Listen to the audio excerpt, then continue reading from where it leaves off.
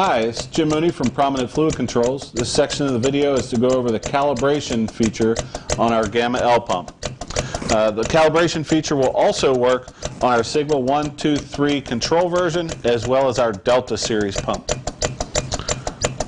calibrate the pump, we'll have to press and hold the P key for about 3 seconds.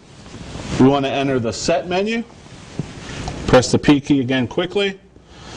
We scroll up or down until we see a form of the word calibrate. We press the P key once.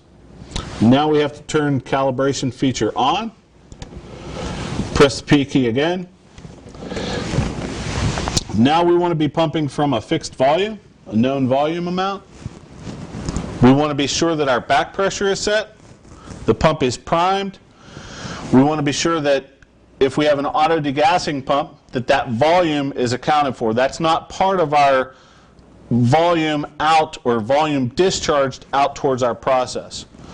So now we see that the word start is flashing and the letter P in the top left hand of our display. The next time we press the P key, that means that our drawdown is going to start. So you see that I've isolated the ball valves to be pumping from our calibration column. And I'm going to press the P key. The pump is going to start drawing down. It's important that we've adjusted our stroke length to about where we wanted it to be adjusted, because once we've calibrated, if we change that stroke length by 10% above or 10% below, we're okay. If we exceed that, we're going to get a warning, and it's going to tell us that if we plan to stay at this new stroke length, that we should recalibrate. Now, the calibration column is usually graduated on one side in a timed event. It tells us that it's a drawdown of so many gallons per hour for a 30-second drawdown or a 1-minute drawdown. We want to pay attention to the true value over here, the volume amount that's being graduated in milliliters in this case. Once we draw down, the longer we let this run, the more accurate our calibration becomes. If we're off 1 milliliter in just a 10 milliliter drawdown, that's obviously 10%, versus 100 milliliters, if we're off by 1 milliliter, we're only off by 1%. So the more accurate our numbers can be, the more accurate our calibration will become. So I'm going to stop it by pressing the P key, not the start-stop button, but the P key. And then I need to measure, see how much I drew down, and convert that to gallons by dividing our milliliters by 3,785. There's 3,785 milliliters in 1 gallon.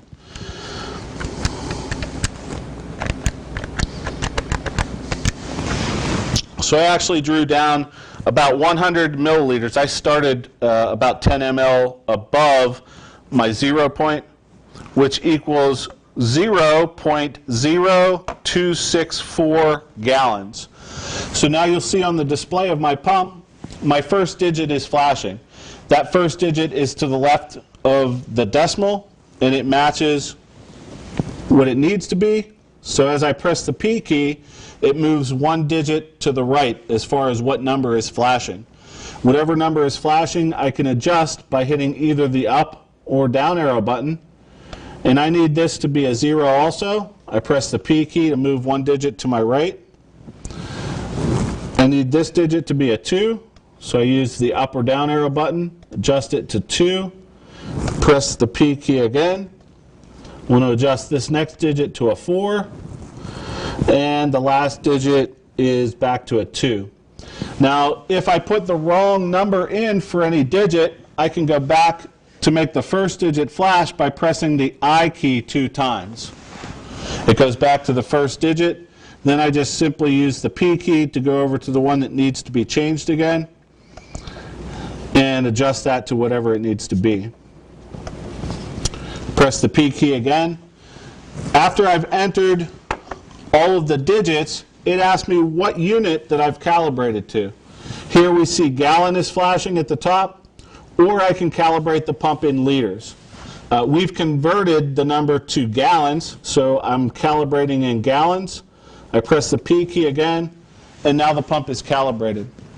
So with the display, I can scroll through and show the pumping rate. At this setting, I'm pumping about 1.09 gallons per hour. So now I can pump again from my true volume amount.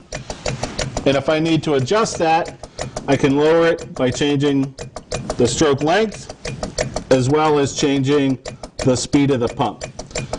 So now I'm right at 1 gallon per hour. 1.02, I can lower a little bit further and be at right at 1.0 gallons per hour. And that's how we calibrate our Gamma L pump.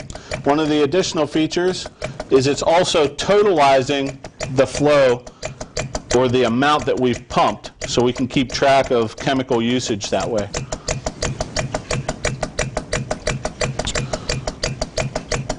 And that's the calibration of our control version Gamma L pump.